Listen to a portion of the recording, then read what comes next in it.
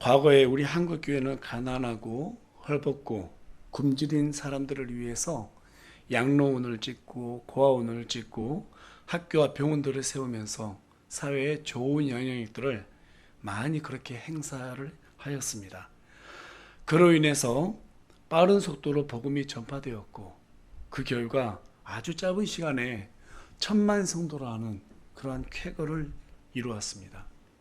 하지만 오늘날 우리 한국교회는 부자 세습, 횡령, 배임, 사기, 간음, 정말 세상에서도 하지 않은 그러한 수많은 스캔들을 일으키면서 세상의 빛과 소금의 역할을 감당하기는 고사하고 세상의 지탄의 대상이 되고 말았습니다.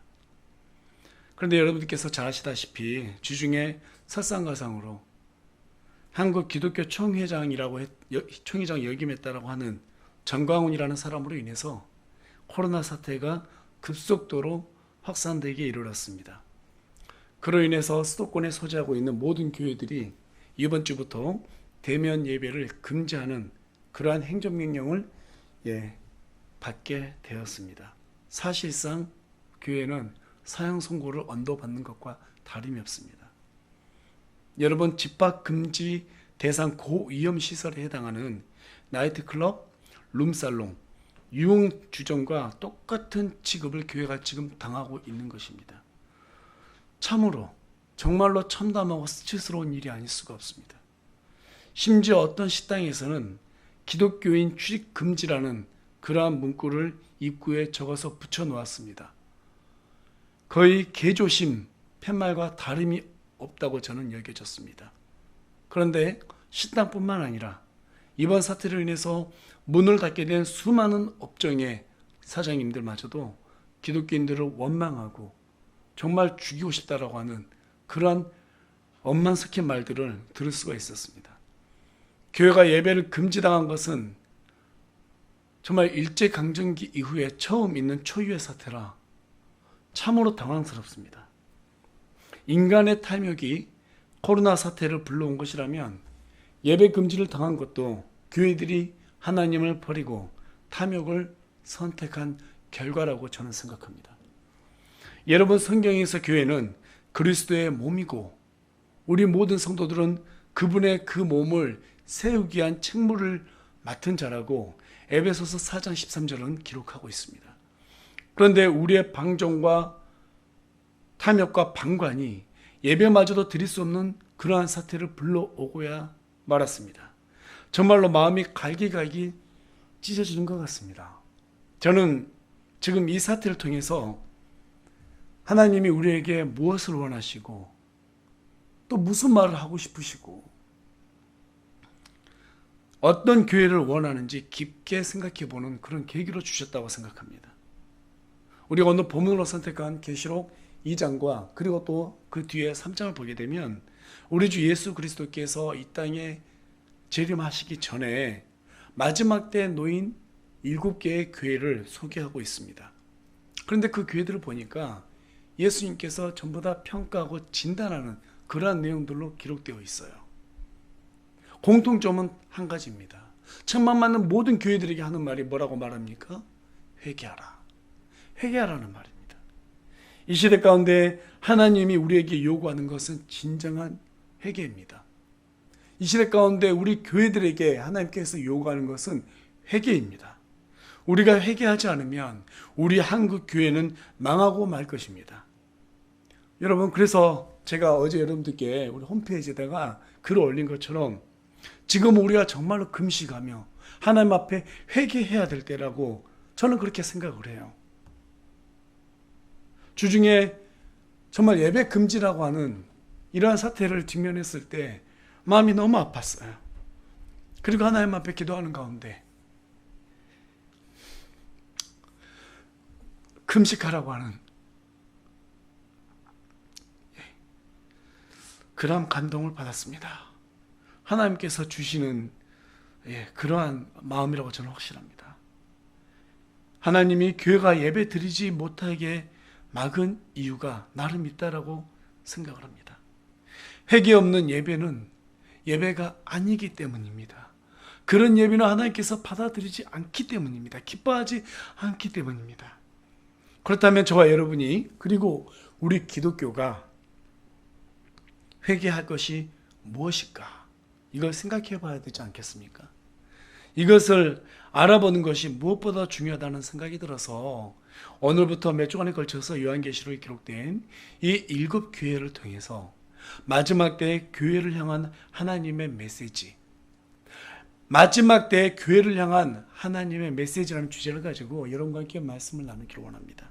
오늘은 그 첫 번째 시간으로 첫사랑을 회복하라, 첫사랑을 회복하라 라는 주제를 가지고 말씀을 전하라고 합니다. 이 말씀을 통해서 저와 여러분이, 또 우리 이 기독교와 한국교회에 하나님께서 처음 사랑을 어떻게 생각하고 있는가, 얼마나 중요하고 생각하고 있는가, 또 정말 저와 여러분이 지금까지 신앙생활을 해오면서 많은 말씀을 접했고 많은 말씀들을 지식으로 진짜 알았지만 정작 그 지식이 하나님을 향한 처음 사랑으로 향하고 있는가, 그 부분을 생각해보는, 그리고 회개하는 그런 귀한 시간이 되길 소망합니다. 요한계시록은 예수 그리스도의 계시다라는 이 말씀으로 1장 1절은 시작이 됩니다. 계시라는 단어는 헬라어로 아포칼립시스라고 합니다. 이 말의 뜻은 뭐냐면 신비를 밝혀내다, 휘장을 젖히다, 그러니까 감춰있는 것이 드러난다, 이러한 의미를 가지고 있어요. 그런데 이 1절의 계시는 그냥 계시가 아니죠. 무슨 계시라고 말하고 있어요? 그리스도의 계시다라고 말하고 있어요. 그리스도께서 이 땅에 오셨기 때문에 더 이상 감출 게 없다라는 거예요. 여러분들께서 다니엘서 9장과 그리고 다니엘서 10장에 가서 보면 하나님께서 다니엘에게 뭐라고 말하냐면 네가 본 모든 환상과 그에 대한 계시를 봉인하라고 말해요. 봉인하라고 말합니다. 모든 것이 전부 다 오픈되지 않았기 때문에 하나님께서 주신 말씀, 다니엘에게 주신 그 환상과 말씀, 거기까지만 하나님께서 허락하신 거예요. 그 뒤에는 전부 다 알려주지 않았어요. 누구에게? 구약 성도들에게. 그런데 예수님께서 이 땅에 오시고 난 다음에 우리 계시록을 보니까 뭐라고 말씀하시냐면 1장 8절과 11절, 17절에 가서 보면 알파와 오메가, 처음이요 마지막, 시작과 끝이라고 말하고 있어요. 그 끝이 언제라고 말하고 있습니까? 7절에 보니까 보라, 그분께서 구름들과 함께 오시느니라. 모든 눈이 그분을 보겠고 그분을 찌른 자들도 그분을 볼 것이요 땅의 모든 족속들이 그분으로 인하여 통곡하리니 참으로 그리하리로다. 예수 그리스도께서 이 땅에 재림하시면 모든 게 다 끝난다는 거예요. 그런데 이 말씀을 왜 주셨습니까? 이 말씀을 주신 목적이 뭐예요? 그러한 일들을 보여주려고 기록했다고 요한계시록 1장 1절은 우리에게 기록하고 있는 것입니다. 왜 하나님께서 시작과 끝이라고 말하면서 그 끝을 강조하셨을까요? 그 끝을 보여주시기 위해서 왜 요한계시록을 기록을 하셨을까요? 계시록 22장 10절에 가서 보면 이 책의 대언의 말씀들을 봉인하지 말라. 때가 가까우니라. 정말 우리 예수 그리스도의 재림이 이제 가깝다는 거예요. 얼마 남지 않았다라는 거예요. 그리고 뭐라고 말합니까? 이 책을 읽고 듣고 지키는 자는 복이 있다고 요한계시록 1장 3절은 기록하고 있습니다. 성경에는 여러 가지 복을 소개하고 있죠. 하지만 여기에서 말하는 복은 문맥상 보니까 그리스도의 재림을 소망하는 자에게 주어지는 특별한 복이라고 말하고 있습니다. 다시 말해서 마지막을 준비하는, 오늘이 마지막인 것처럼 그렇게 예수 그리스도를 위해서 살아가는 성도와 교회들에게 하나님께서 그것을 위한 생명의 복을 준비해놨다라는 것입니다. 그 사실을 우리가 19절을 통해 알 수 있게 되는데요. 우리 다 같이 19절 말씀 읽어보도록 하겠습니다. 시작. 내가 본 것들과 지금 있는 것들과 이후에 있는 것들을 기록할지니. 지금 보니까 사도 요한이 뭔가를 봤다고 말하고 있어요. 그 바탕을 하고 있는 게 무엇인가 하면 20절에 기록되어 있습니다. 20절도 읽어보겠습니다. 시작. 내가 본 내 오른손에 있는 7별과 7 등잔대의 신비라. 일곱 별은 일곱 교회 천사들이요 내가 본 일곱 등잔대는 일곱 교회니라. 예, 지금 요한이 하나님으로부터 인해서 환상을 봤어요. 그런데 보니까 일곱 별과 일곱 등잔대. 그러니까 여기서 말하는 일곱 별이라는 것은 일곱 천사고 하나님께서 메시지를 전하라고 보내주신 이 교회 목사들이라는 거예요. 또 일곱 등잔대는 일곱 교회를 얘기하고 있습니다. 그런데 그 일곱 교회가 마지막 때 보면 물론 교회라고 하는 것은 모이는 사람들의 특성과 개성에 따라 가지고 여러 조직 문화와 또 여러 가지 형태로 교회들이 이렇게 각각의 모습을 유지할 수 있습니다. 하지만 마지막 때가 되면 하나님의 눈으로 보시기에는 일곱 가지 유형의 교회가 있다라고 지금 말해주고 있는 거예요. 그 교회가 이제 명칭으로는 에베소 교회와 서머나 교회, 버가모 교회, 두아디라 교회, 사대 교회, 필라델피아 교회, 라오디게아 교회 이렇게 일곱 개가 있습니다. 그런데 그것들이 전부 다 하나님께서 보시기에 각각 다른 평가 기준이 되고 있다라는 거예요. 그렇다면 오늘날 우리 교회들은 어떤 교회에 속하는가? 또 우리 새우물 침례교회가 얼마 되지 않았지만 우리 교회가 정말 어떤 교회를 추구하고 있고 하나님 보시기에 어떤 교회인가? 우리는 이 말씀을 통해서 한번 생각을 해봐야 합니다. 자, 그 일곱 교회에 관해서 이제 앞으로 제가 여러분들께 아마 7주간에 걸쳐서 오늘 포함해서 각각 이 교회들에 대해서 좀 이렇게 살펴볼 생각을 하고 있습니다. 네. 그 가운데서 우리가 계속해서 끊임없이 되풀이해서 질문해야 될 것은 우리 교회가 어떤 교회인가? 우리 교회가 하나님 보시기에 어떤 교회가 되길 원하시는 건가? 우리가 어떤 교회가 되어야 될 것인가? 제가 처음에 목회를 시작하려고 이렇게 마음 먹었을 때요, 여기를 봤어요. 일곱 교회를 봤습니다. 그 중에서 유일하게 책망받지 않았던 서머나 교회와 필라델피아 교회를 자세히 봤어요. 이 교회들을 보니까 규모가 크지 않아요. 그럼에도 불구하고 하나님의 말씀은 굳게 붙들었던 그러한 교회였습니다. 유일하게 책망을 받지 않는 교회였어요. 그러한 교회가 바로 우리 새우물 침례 교회가 되길 간절히 소망합니다. 자, 이제 하나님께서 첫 번째 교회로서 에베소 교회에 관해서 언급을 하십니다. 그러면서 바로 언급한 것이 아니라, 자, 일곱 교회를 소개하기 전에, 판단하기 전에, 진단하기 전에 이 책을 기록하는 분에 대해서, 이 일곱 교회를 진단하는 이 분에 대해서 소개하고 있는데요. 우리 다 같이 2장 1절에 대해서 1절 읽어보겠습니다. 시작. 에베소 교회 천사에게 쓰라. 오른손에 일곱 별을 붙잡고 있는 이 곧 일곱 금 등잔대의 한가운데를 거니는 이가 이것을 말하노라. 자, 요한이 지금 하나님이 오른손에 일곱 별을 붙잡고 있다고 묘사하고 있습니다. 물론 여기에는 거의 대부분 책망받는 교회들이긴 한데요. 그래도 그 안에서 복음을 선포하는 그러한 설교자들, 목회자들을 갖다가 일단 붙잡고 있다고 이렇게 묘사하고 있습니다. 여러분, 오른손은 뭐의 상징이에요? 오른손은 힘과 권능을 상징하죠. 일곱 교회를 일곱 별을 붙잡고 있다는 것은 교회 목사들이 하나님의 말씀을 선포하고 대언자들로 붙들려 있고 그렇게 부르심 받았다는 말이지, 하나님의 대리자로서 힘과 권능을 가진 존재란 말이 아닙니다. 오늘날 왜 교회들이 다 망하게 되었습니까? 하나님의 말씀을 힘과 권능으로 생각하지 않고 목사들을 갖다가 하나님의 마치 대리자로 여겼기 때문에 망하게 된 것입니다. 마태복음 16장 18절에 가서 보면 너는 베드로라. 이 반석 위에 내가 내 교회를 세우리니 지옥의 문들이 그것을 이기지 못하리라.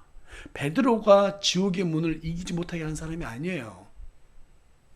선포되는, 베드로가 선포하는 이 하나님의 진리의 말씀 위에 교회가 세워졌을 때 지옥의 문들이 결코 이기지 못한다고 그렇게 성경 우리에게 가르쳐주고 있습니다.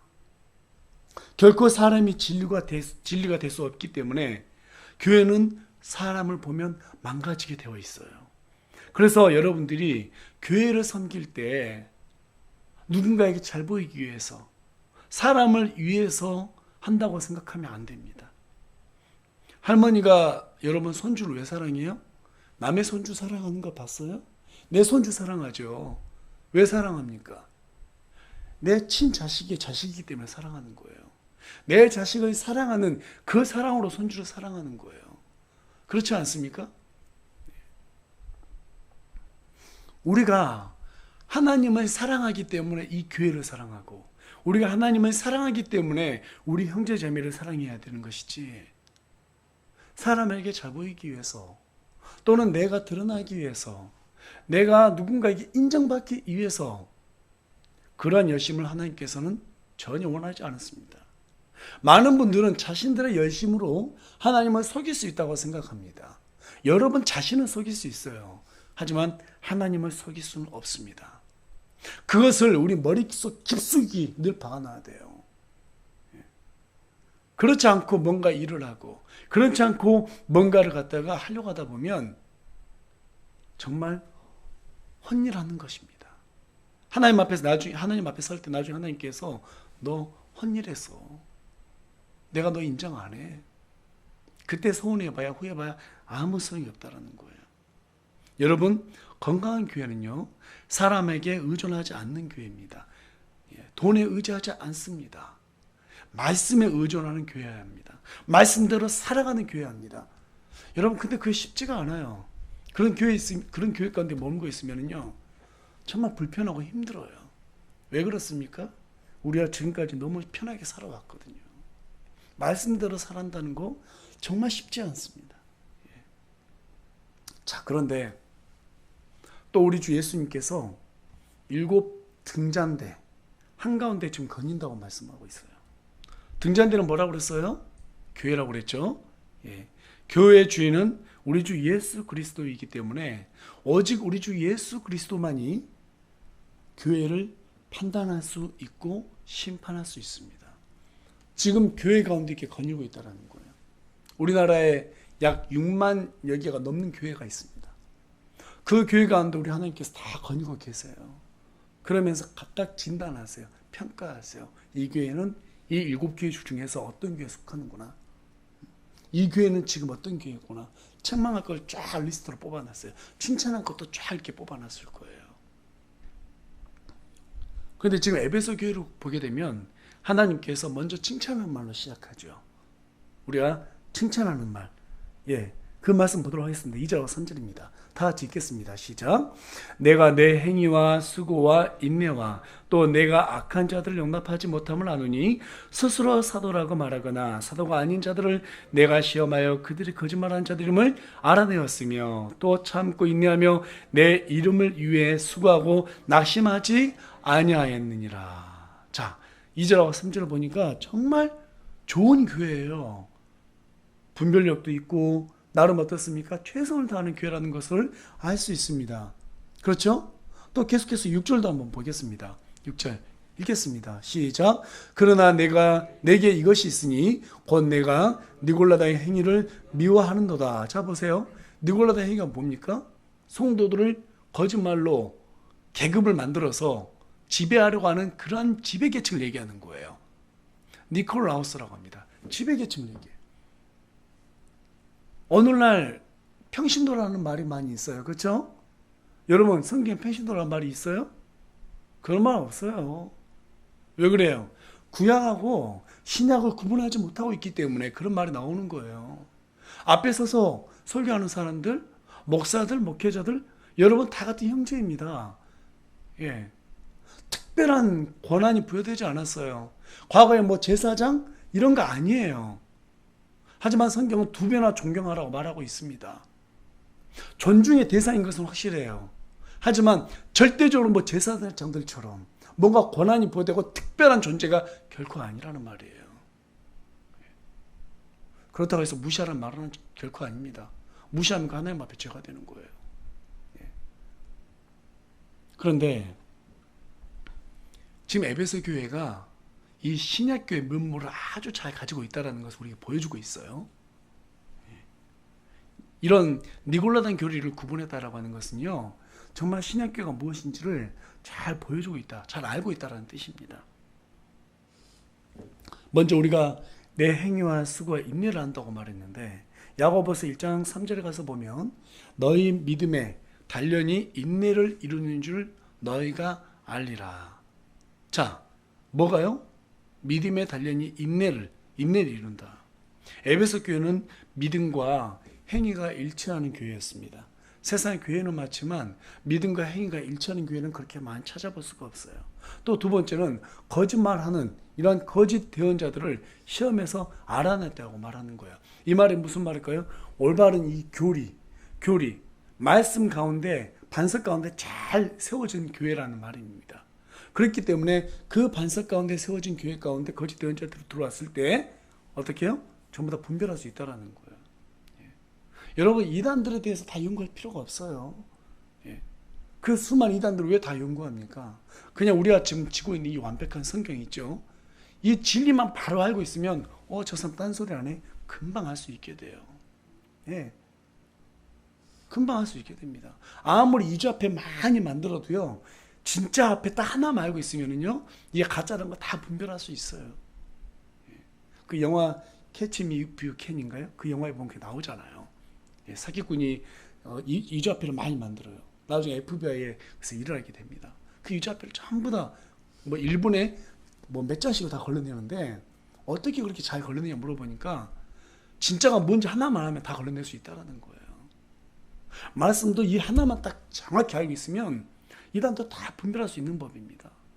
그러니까 에베소 교회는 이 말씀 위에 반석 위에 잘 세워졌다는 것을, 그런 튼실한 교회라는 것을 알 수 있다는 거죠.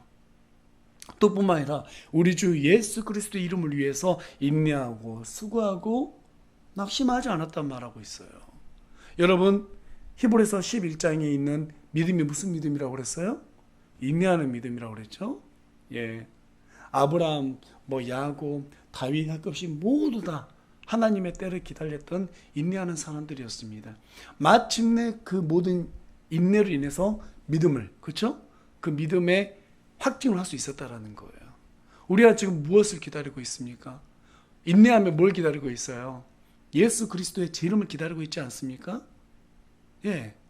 하나님께서는 반드시 우리에게 속해 오신다고 말씀하고 있어요. 로마서 5장 4절에 가서 보면, 그래서 인내는 체험을 뭘 이룬다? 소망을 이룬다고 기록하고 있습니다. 다시 말해서 에베소 교회는 소망을 붙잡고 있는 그런 교회였다라는 거예요. 자, 그런데 4절에 보니까 한 가지 책망할 내용이 있다라고 지적하고 있습니다. 우리 4절 읽겠습니다. 시작. 그럼에도 불구하고 내가 너를 책망할 것이 조금이나니 이는 내가 너의 처음 사랑을 버렸기 때문이라. 아마도 에베소 교회는 이런 여러 가지 어떤 정황들로 봤을 때 이란이라고 좀 많이 분주했던 것 같아요. 오늘날에도 여러분 많은 교회들 보세요. 사람들 관리하기 위해서 각종 프로그램을 만들고, 그렇죠? 그 프로그램 속으로 사람들을 밀어넣고 얼마나 분주하게 삽니까? 어떤 교회는 부목사만 막 20명씩 있어요. 과연 이러한 교회들이 하나님 앞에 좋은 교회들일까? 겉으로 보기에는요, 정말 일을 많이 하는 것 같아요. 하나님의 일을 위해서 열심히 하는 것 같아요. 그런데 이 에베소 교회는 그러한 일들을 하는 동기, 즉 그리스도의 사랑, 하나님을 사랑하기 때문에 그들을 섬기고 그들을 위해서 열심히 인내하고 일하고, 그러한 동기를 잃어버렸던 것 같아요. 여기에서 중요한 것은 여러분, 사랑을 잃어버렸다고 말하고 있어요? 사랑을 버렸다고 말하고 있어요?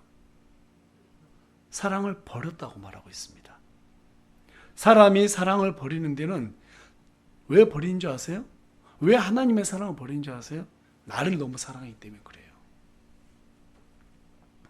자기애가 지나치게 강하다 보면 타인을 사랑할 수 없게 됩니다. 오히려 타인을 미워하게 되어 있어요. 그래서 여러분 잘 아시잖아요. 우리 사회에 오래전부터 어떤 일이 있었습니까? 저는 지금도 기억이 나는 뉴스에서의 소개해준 사건 중에서 공중전화박스에서 통화 오래 했다고 칼로 찔렀던, 그렇죠? 그 사건을 잃어버릴 수가 없습니다. 그런데 또 어제 뉴스를 보니까 택시 기사가 승객이 방귀를 꼈다고 폭행한 사건도 벌어졌습니다. 정말로 맞는 것 같아요. 성경에 그 마태복음 24장 12절에 가서 보면 불법이 성행함으로 많은 사랑이 식어진다고 기록하고 있습니다. 여러분, 교회가 하나님을 향한 사랑을 버리게 되면 이 사랑은 식어지게 돼요. 사람들을 사랑할 수 없게 돼요. 자기를 드러내고 싶어하는 그런 교만이 그게 싹으로 점점 터서 자라게 되어 있어요. 그것은 세상 방식이지 하나님의 방식이 아닙니다. 우리가 누군가를 사랑하면서도 늘 처음처럼, 물론 처음처럼 늘 사랑할 수는 없죠. 부부가 결혼해가지고 처음에 신혼 때처럼 계속해서 그 사랑을 유지하는 것은 쉽지 않습니다. 살다 보면 다투기도 하고 털어지기도 합니다. 하지만 여러분, 다퉜다고 해서 남편이 아내를 버리지는 않습니다. 토라졌다고 해서 아내가 남편을 버리지는 않습니다. 하지만 지금 보니까 에베소 교회는 그리스도의 사랑을 어떻게 했다고요? 버렸다고 말하고 있습니다. 비록 에베소 교회는 그리스도의 이름을 위해서 인내하는 수고를 아끼지 않았고 불굴의 용기로 믿음을 잘 유지했습니다. 그런데 첫사랑은 버리고 만 상태입니다. 그것은 마치 예쁜 사과 속에 벌레가 들어가 있는 것처럼 겉으로는 훌륭하게 보이고 아름다워 보이지만 속은 썩어 있는 것과 같습니다. 이것은 아주 심각한 일이고 가장 악한 일입니다. 아니, 지금 이렇게 좋은 교회한테 악하다고 말할 수 있나요? 좀 너무 심한 과한 표현 아닌가요? 이렇게 말할 수 있을지 모르겠습니다만 제가 왜 악한 모습이라고 표현하냐면요, 여러분, 교회는 그리스도의 신부이기 때문입니다. 신부가 신랑에 대한 사랑을 버리면 아무리 다른 것을 잘해도요 소용이 없습니다. 마치 이것과 같아요. 아내가 다른 남자와 바람을 피운 뒤에 그래도 나는 남편에게 순종하고 인내하고 수고를 아끼지 않았다 라고 말한다면 여러분, 그게 가하겠습니까?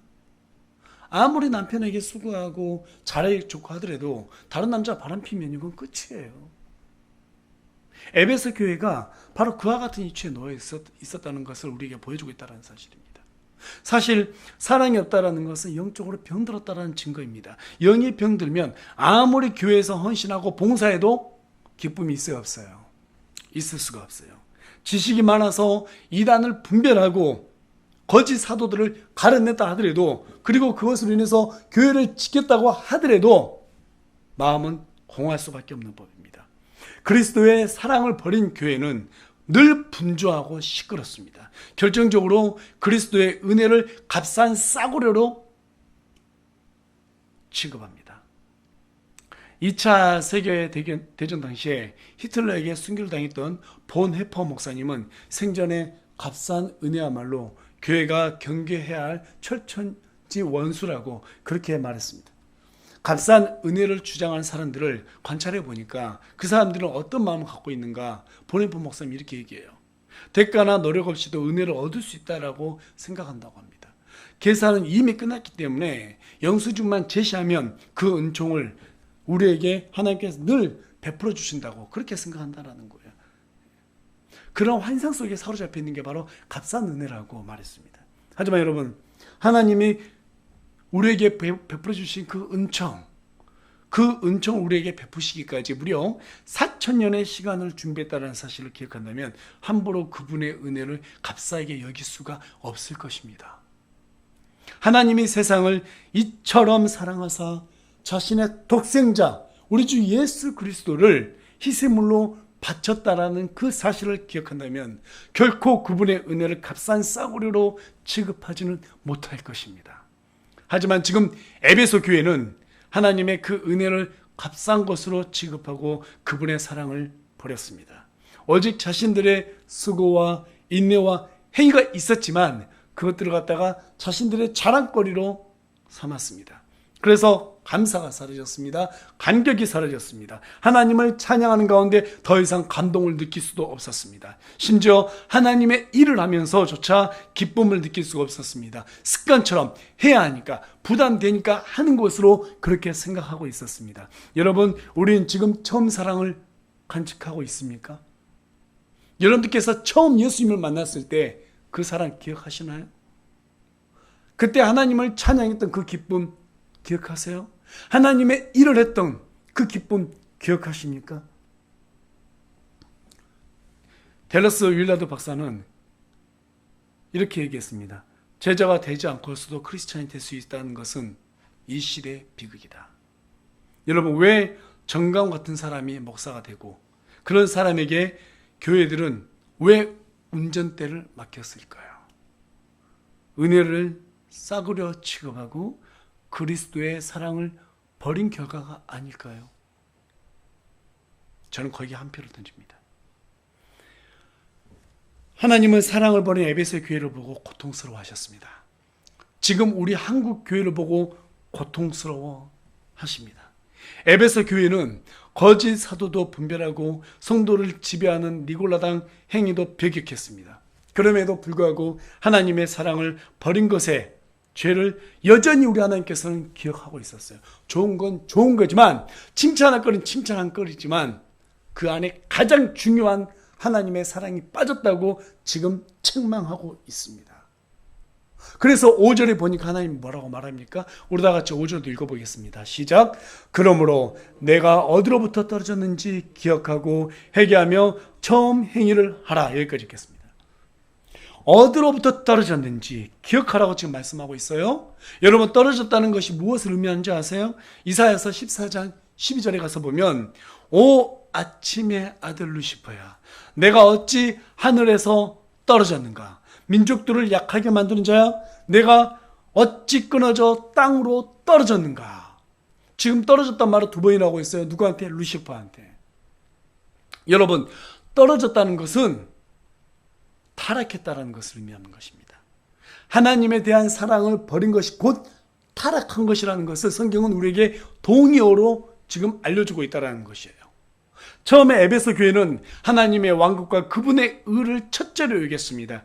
그것으로 하나님에 대한 자신들의 사랑을 증명했어요. 하지만 시간이 지나면서 하나님을 위한 열심이 아닌 자신들을 위한 열심으로 바뀌게 되었습니다. 자아도취에 빠져 있었습니다. 우리 교회는 이 정도가 돼 하면서 교회를 자랑했습니다. 여러분, 요즘 그런 성도들 정말 많죠? 우리 교회는 몇 명 모여. 우리 목사님은 어느 신학대 나왔어. 우리 목사님은 사회에서 어느 위치를 가지고 있어. 하면서 자꾸 그것으로 자신들의 자랑거리를 여기려고 합니다. 진짜 어리석은 생각이에요. 고린도전서 1장 가서 읽어보세요. 그게 얼마나 위험한 건지, 사도 바울이 우리에게 얼마나 많이 강조하고 있는지, 무엇을 경계해야 하는지 성경 요한계시록에서도 우리에게 지금 알려주고 있다는 사실입니다. 과연 사람이 많고 교회 건물이 크고 교회 은행 잔고의 액수가 많고 똑똑한 사람들 교회에 많고 하나님이 그것을 가지고 판단할까요? 에베소 교회는 그런 사람들 없었을까요? 여러분, 이 정도면요, 에베소 교회에 정말 좋은 사람들 많았다는 소리예요. 그래서 하나님은 그걸 평가 안 했어요. 내가 너에게 조금 천만 것이 있다. 너희들 지금 타락했어. 너희들 나 사랑하지 않아. 너희들 지금 하는 행위 많아. 알아. 칭찬거리야. 그런데 나 너희들 칭찬 못해. 책망해야 돼. 그렇게 안 해? 그러면 나 너희들 없애버릴 거야. 금장대, 개혁성경 촛대라고 그러죠? 촛대를 옮겨버릴 거야. 버린다는 뜻입니다, 여러분. 여러분, 이것은 정말 무서운 경고예요. 처음에 에베소 교회를 세운 목적대로 가지 않으면 없애버리겠다는 정말 무서운 경고입니다. 그래서 여러분, 늘 교회는 하나님을 사랑하는 마음으로 지금 현재, 과거는 상관없어요. 지금 현재 최선을 다하고 있는지 그것을 돌아봐야 합니다. 야고보서 4장 8장 가서 보면 하나님께 가까이 나아가라, 그리하면 그분께서 너희에게 가까이 오시리라. 너희 죄인들아, 너희 손을 정결하게 하라. 회개하라는 거예요. 두 마음을 품은 자들아, 너희 마음을 순결하라. 하나님의 사랑을 왜 버립니까? 두 마음을 품었기 때문입니다. 손이 지저분한데도 씻지 않습니다. 회개하지 않았습니다. 마음이 순결하지 않았습니다. 하나님께 가까이 다가가지 않았습니다. 그냥 일하는 것을 즐겼을 뿐입니다. 하나님에 대한 사랑이 없는 일은 우리는 그냥 꽹가리 같습니다. 아무것도 아닙니다. 우리는 짐과 같습니다. 우리 한국교회는 다시 하나님을 사랑했던 그 순결했던 그 시절로 돌아가야 합니다. 조건 없이 그분을 알고 기뻐했던 그 시절로 돌아가야 합니다. 오직 복음만 외쳤던 그 시절로 돌아가야 합니다. 불과 3, 40년 전만 하더라도 목사님과 성도님들이 밥을 굶어도 복음의 사역을 감당했습니다. 오직 복음을 위해서 열심으로 하나님을 섬겼습니다. 하나님에 대한 사랑을 그렇게 증명했습니다. 그것이 우리 기독교의 자랑스러운 모습이었습니다.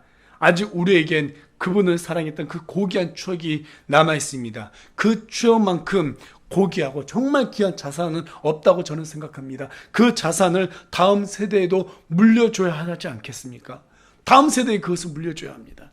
우리는 지금 일제강점 이후에 예배 금지라는 초유의 사태를 맞이하고 있습니다. 정말 참담합니다. 여러분, 하인리 법칙이라는 게 있어요. 300대 29대 1이라고 하는 하인리 법칙이 있는데, 어떤 큰 죄가 있기 전에 300번의 작은 징후가 있었다는 거예요. 그리고 29번의 중대한 사고가 있었다는 거예요. 그런데도 불구하고 그것을 무시하면 한 번의 재앙으로 연결된다는 거예요. 재앙이란 연속된 사건의 결과물이라는 것을 하인리 법칙이라는 하인리 박사가 그렇게 하인리 법칙이라고 해서 제시했습니다. 우리 기독교는 계속해서 하나님께서 우리에게 메시지를 주셨습니다. 너희들 이렇게 하면 안 돼. 여러 번 우리에게 메시지를 주셨습니다. 300번을 주셨습니다. 그럼에도 불구하고 무시하고 29번을 또 여러 징계를 통해서 우리 사회가 겪었음에도 불구하고 우리 기독교는 회개하지 않았습니다. 그리고 결국 예배 금지라고 하는 이런 수치스러운 일을 지금 당하게 되었습니다. 이것은 우리 기독교가 스스로 자초한 재앙입니다. 왜 교회들이 복음을 버리고 광화문 앞에 모여가지고 정치 노선을 따라갑니까? 왜 그랬을까요? 하나님의 왕국심이라는 것을 까먹었기 때문에 그렇습니다. 하나님에 대한 사랑을 버렸기 때문입니다. 왜 사람들을 사랑하지 못하고 전염병을 더 확산시켰습니까? 그리스도에 대한 사랑을 버렸기 때문입니다. 왜 사람들을 아프게 해놓고도 양심의 가책을 느끼지 못하고 비웃듯이 저 웃고 있습니까? 그리스도의 사랑을 버렸기 때문입니다. 그들이 가지고 있는 생각들 다 거짓말입니다. 다 가짜입니다, 여러분. 저는 이번 코로나 사태를 통해서 이번에 예배 금지 명령이 나오기까지 이런 사태를 통해서 하나님께서 우리에게 극명하게 가짜가 무엇인지를 알려주고 있다고 저는 생각합니다. 그리스도를 향한 사랑을 버리면 양심이 지저분하고 더러지는 법입니다. 그 현장을 우리는 그들을 통해서 목도하고 있습니다. 이제 우리 한국교회는 회개해야 합니다. 너무 오랫동안 하나님의 진노 가운데 우리 한국교회는 방치되어 있었고 방관하고 있었습니다. 그것은 비단 정광훈 목사 같은 저런 사람들만의 잘못이 아닙니다. 우리의 잘못도 있습니다. 방관하지 않았습니까? 저도 통감합니다. 끝까지 예배를 고수하고 싶었습니다. 그런데 그 명분을 잃어버렸습니다. 우리 한국교회는 언제 꺼질지 모르는 등잔대와 같습니다. 풍전등화입니다. 그리고 이 등잔대가 어디로 옮겨질지 모르는 상황에 놓여 있습니다. 사울이 처음 사랑을 버렸을 때 그의 왕자는 다윗에게 넘겨주고 말았습니다. 이스라엘 백성들이 하나님에 대한 처음 사랑을 버렸을 때 그들의 왕국은 원수들에게, 이교도들에게 넘겨지고 2600년 이상을 떠돌아 살아야 했습니다. 하지만 여러분, 그럼에도 불구하고 하나님께서 망나인처럼 살았던 삼손이 회개했을 때 그 힘이 다시 회복되었다는 것을 사사기를 통해서 우리에게 보여주고 있습니다. 여러분, 아직 기회가 있을 때 회개해야 합니다.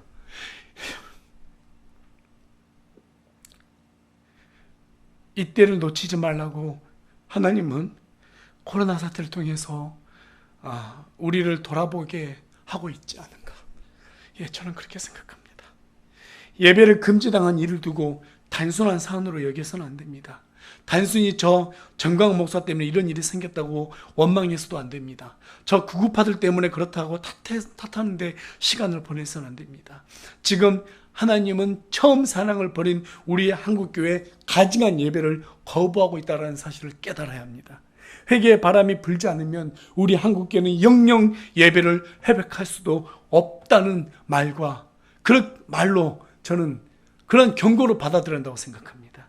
금식하며 뜨거운 눈물로 회개하며 우리 한국교회와 하나님의 복음을 위해서 다시 기도해야 합니다. 그것만이 우리 한국교회가 잃어버렸던 하나님의 첫사랑을 회복하는 유일한 길이라는 것을 여러분께 말씀드리고 싶습니다. 여러분, 이제 곧 우리 주 예수 그리스도께서 오실 것입니다. 오실 때가 됐다고 저는 생각합니다.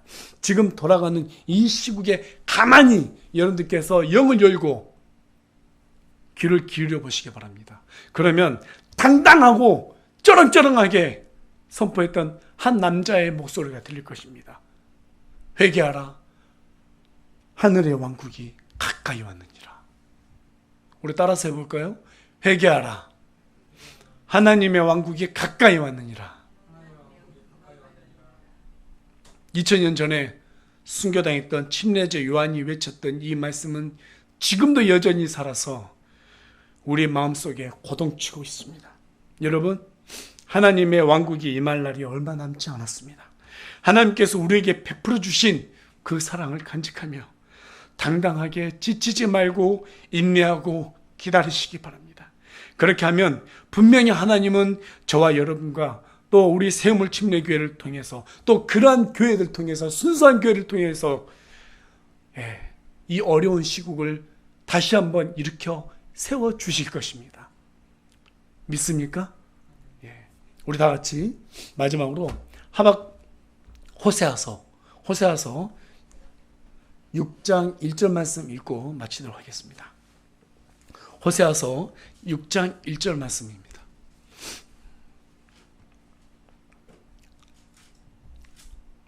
다 같이 한 목소리로 읽도록 하겠습니다. 시작. 오라, 우리가 주께로 돌아가자. 그분께서 우리를 찌셨으나 우리를 낫게 하시리라. 그분께서 우리를 찌셨으나 우리를 싸매어 주시리라. 아멘. 기도하겠습니다.